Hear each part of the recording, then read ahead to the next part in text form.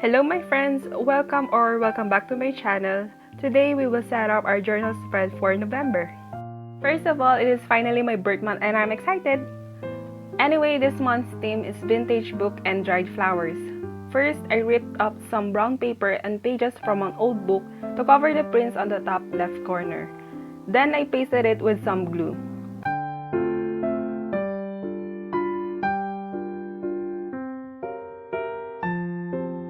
Next, I made a calendar on a brown memo pad, cut it out and paste it on top. I used a ruler to measure and create guidelines for the calendar. Of course, you can freehand if you want. Using rulers is very time consuming, but I always loved how neat it looks.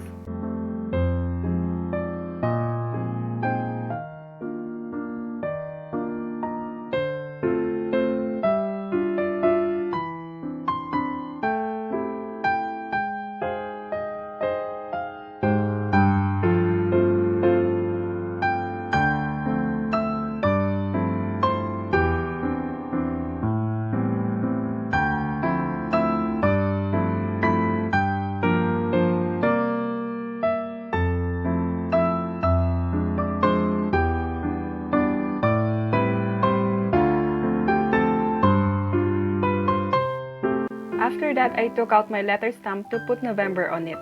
I also used it to place a date on the column.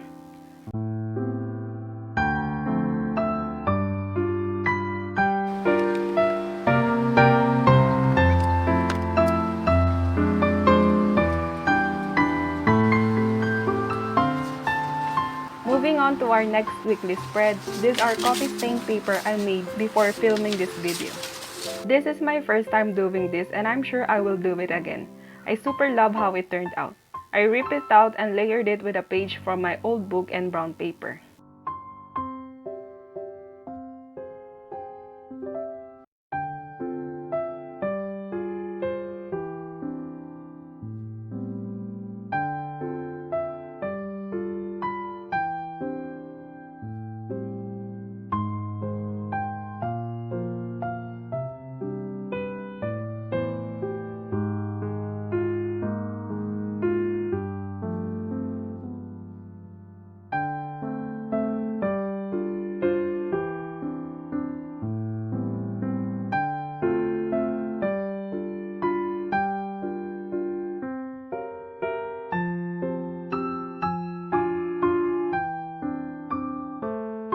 I used my stamp to place a quote that says, "Be kind to yourself, remember how far you have come." A reminder to not overthink and hard to myself. Enjoy the process and the journey and always be grateful.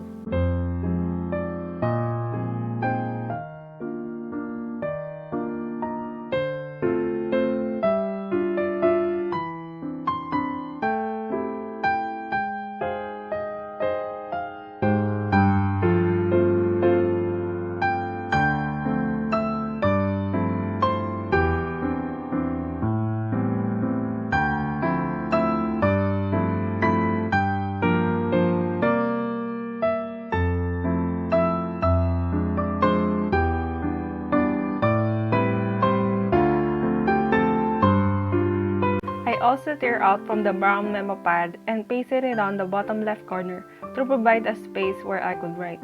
Then I used my stamp to place the date.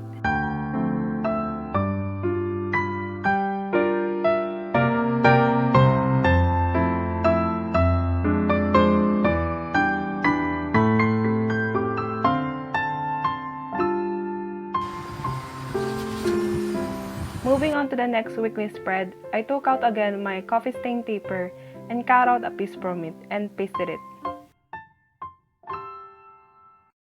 Then I grabbed my old dictionary and tore a piece from it.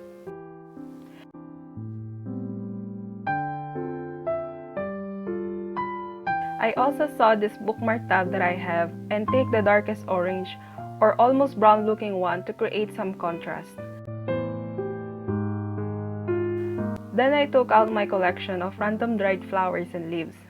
Most of these are wildflowers that I picked from vacant lots near here.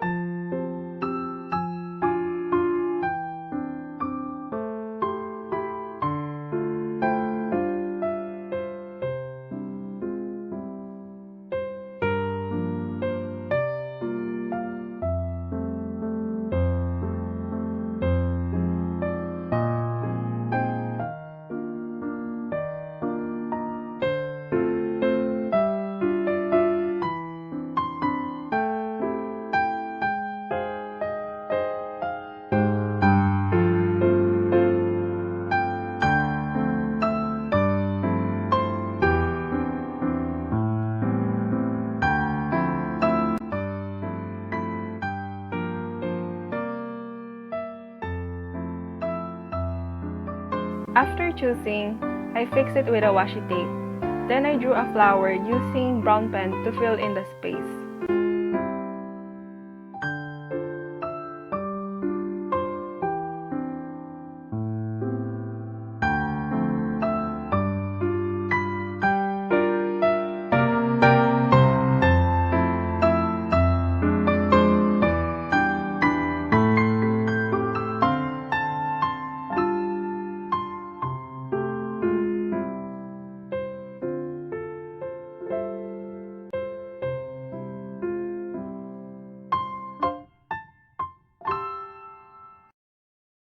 Moving on to the last weekly spread, this time it will be on the ruled pages part of the planner, because there are no more remaining pages from the pre-dated part.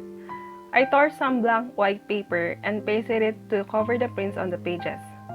Then I layered some brown paper and old dictionary.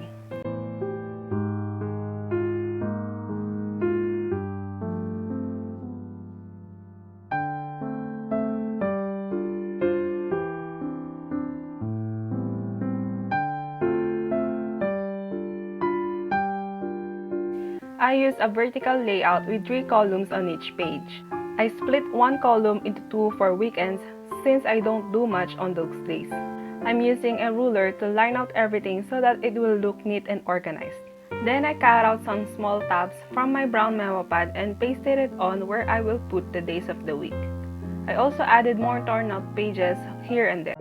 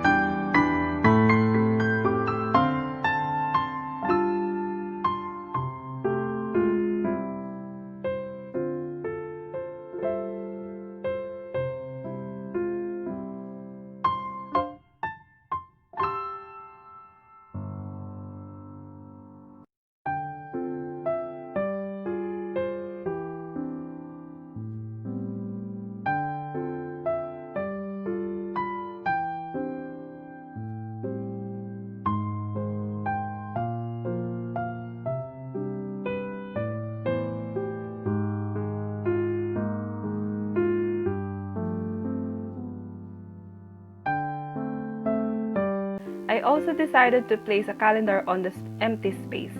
For this month's spread, I'm mostly using my letter stamp for the vintage look and vibe.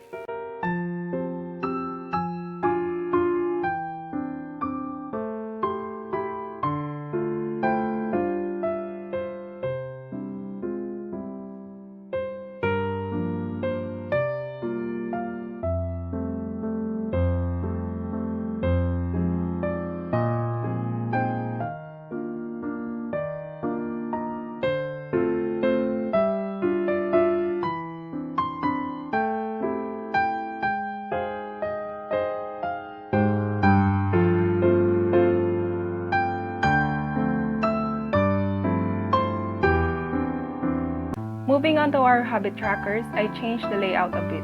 Compared to the previous layouts, I moved the graphs on the left and concentrated the space on the trackers rather than the design. Then I tore out some pages from an old dictionary and brown paper and layered it together.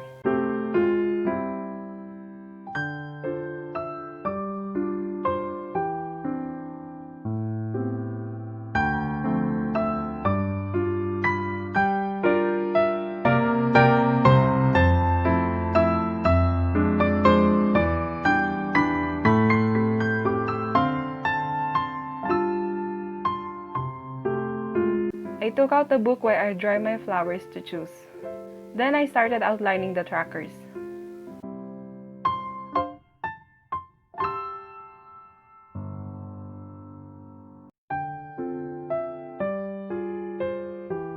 I'm using a calendar layout for the habits and graphs for intermittent fasting and sleep and mood tracker.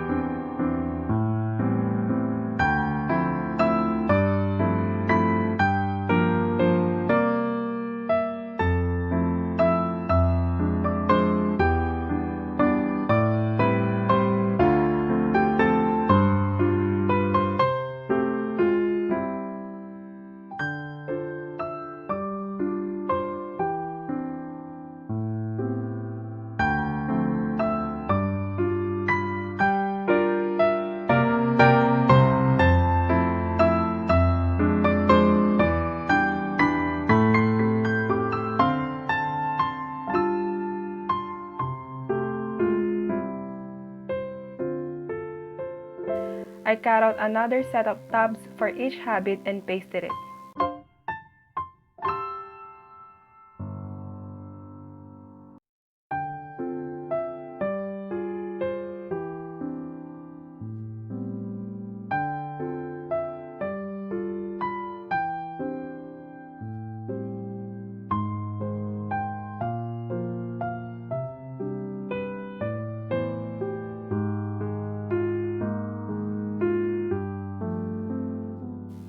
I wrote each habit name in cursive using a black pen. I basically track vitamin intake, skincare, exercise, coffee intake, soda and chips, YouTube, and Instagram. Then I fixed the dried flowers that I picked with washi tape and cut off the excess stem.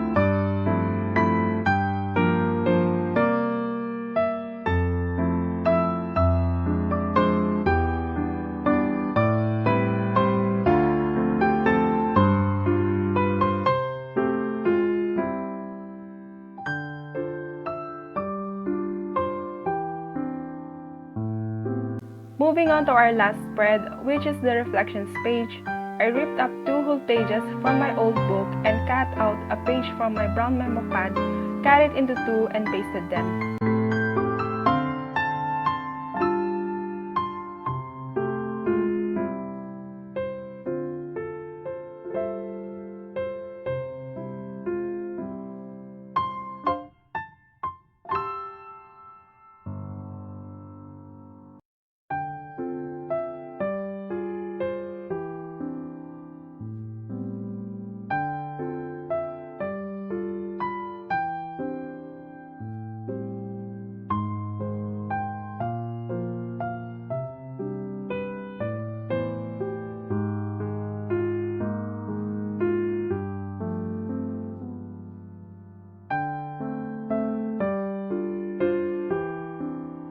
I also added some dried flowers on each side and fixed them with washi tapes and used my letter stamp to put the title.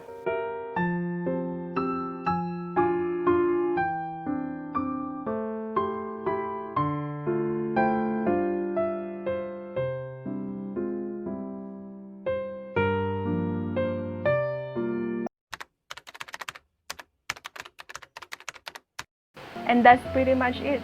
I had fun making this and I super love how it turned out.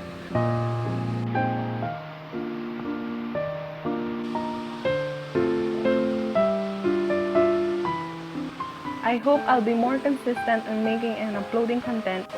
Anyway, let me know your thoughts in the comment section and I hope you enjoyed watching. And if you did, please leave a like. Thank you so much. Bye!